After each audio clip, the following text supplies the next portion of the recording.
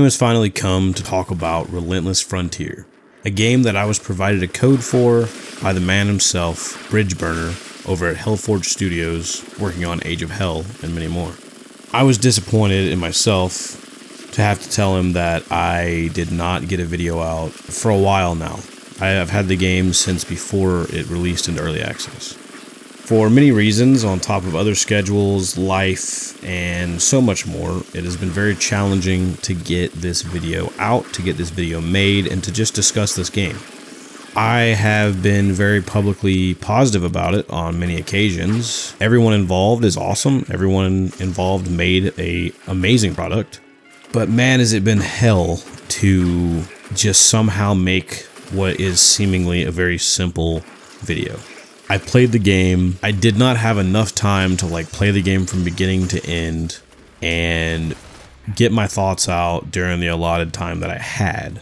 I had more than enough time, but because of life, I did not have the time that I wanted to devote to it, as I don't do this full time. I have a job, I have a family, I have a child, I have a lot of other responsibilities, and it was one of the few times where that was a big issue. So, I'm finally here, I'm finally getting this video out, I'm finally talking about Relentless Frontier, and finally fulfilling my obligation to discuss the game. Relentless Frontier is a Metroidvania-like open arena if Doom met Starship Troopers, is kind of my interpretation. And it's funny because I just got done making a video on Starship Troopers Extermination. But this game kind of gives me those vibes because you're constantly fighting these weird alien creatures. But it's also really interesting and different because of that Metroidvania kind of overall level design that you get, and you have to backtrack and then come back to this place and go back to that place, and you get different abilities and items and so on. And there's a lot of things to find. There's a lot of secrets. There's a lot of really cool things hidden around all over the map. And it also is just a really cool game to look at. I love the whole style of it and all. I was kind of surprised when I booted the game up and the character spoke, which originally wasn't like that in the demo from my memory. I also originally thought that the main character was female, not male, but it's male. But I always thought it was, I don't know. But yeah, so it's a great game. It really is. It's fantastic. I'm not just saying that because I got a code. I mean, I've put a decent amount of time in the game because that comes down to the whole issue of it being hell to make this video. I would play the game and get as much time as I could into it, and then as I was like, okay, I'm gonna put more time in the game. I want to make the video. Every single time that I said, hey, I'm going to put more time into the game and make this video, I would go to load up the game, load my save, and my save would be corrupt every single time. I don't know if the game got updated every single time or what was happening, but every single time it would corrupt my save. And it would say that something was up with it, and I was like, are you kidding me? So I've played the intro portion of the game more times than I'd like, and it got extremely annoying. It got extremely tedious, and the very last time, which is probably the 5th time, I made it further in the game than I have the entire time. I still haven't finished it, but I'm pretty dang close to the end. And I just kind of rushed through because I'd already experienced everything. I took my time in every other playthrough, but this time I just said, fuck it, and I just rushed through. Whether you're rushing, whether you're taking your time, it's still a good experience. It's still fun. It's still challenging. It's still interesting. Save often. The enemy variety is great. The weapons feel amazing. The splat when you shoot them with a shotgun, or, just the explosions, the green goo, the guts that go everywhere. It's great. It's a lot of fun. I mean, it's pretty light on story of any kind, really. There's a little bit there, but not a lot. But I mean, you don't really come to this kind of game for story, I don't think. But it has that old school mentality, that old school feel. It's a boomer shooter, and it lives up to the name. It has a lot of interesting things that you probably haven't seen. I mean, it's one of those mashups like, Strife or Power Slave or something, where it's this very different and unique kind of twist on that boomer shooter, old school FPS formula. It's longer than most, I guess, because how long it takes you to play through it is varied based on how thorough you want to be, how much you explore, and so on, which is, comes down to the whole Metroidvania thing.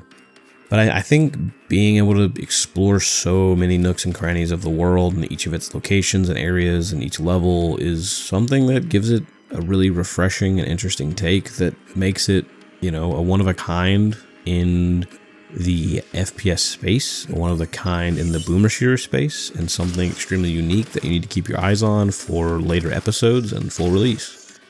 I can honestly and genuinely say that it's fantastic for all those reasons. I do think that whether it's a GZ Doom problem or whatever the issue is, that it is a big problem to play a game and then like when the game gets updated that your save files get wiped every single time consistently. From my experience, that is something that really sucks, which I assume is why in the most recent update that they added a chapter select or a level select, so that you didn't constantly have to keep doing what I did, because that is very annoying. So yeah, having that chapter or level select is extremely useful, because yeah, I really, really like the game, but I am so fucking tired of playing it. Like, I am so tired of playing it over and over and over and over and over in the same areas. I would love to hop back in, finish the last little bit that I got left of the game, and not touch it until episode 2 comes out. Because, like I said, I'm so fucking tired of playing the same shit over and over. Because of the save files, and that's the only negative. Outside of that, it is such a fun game, and even having to replay it over and over, I still had fun and still was like, okay, well, it's not as bad now that I'm getting back into it, because I'm still, you know, blowing up aliens, having a blast, exploring, finding things, and even each playthrough, I actually was able to find some things that I missed somehow the first time, or like found a route that connected to something else that originally I didn't know connected, or like a whole nother room that I didn't see the first time or the second time. And yeah, so I mean, there's always variety. It's kind of like when you're playing something like, I don't know, Prey or Journey to the Savage Planet or something like that, where everybody's going to see a lot of the same things, but every time you play through it, you find something new, even if it's like one little thing. It's very dense in that way, and I think that's a big selling point for it. It's a selling point for me. I would gladly give them money for this product, gladly give them money for this love letter. All I can say is Relentless Frontier is relentless and so much fun to play, to explore, to experience. Gunplay is great.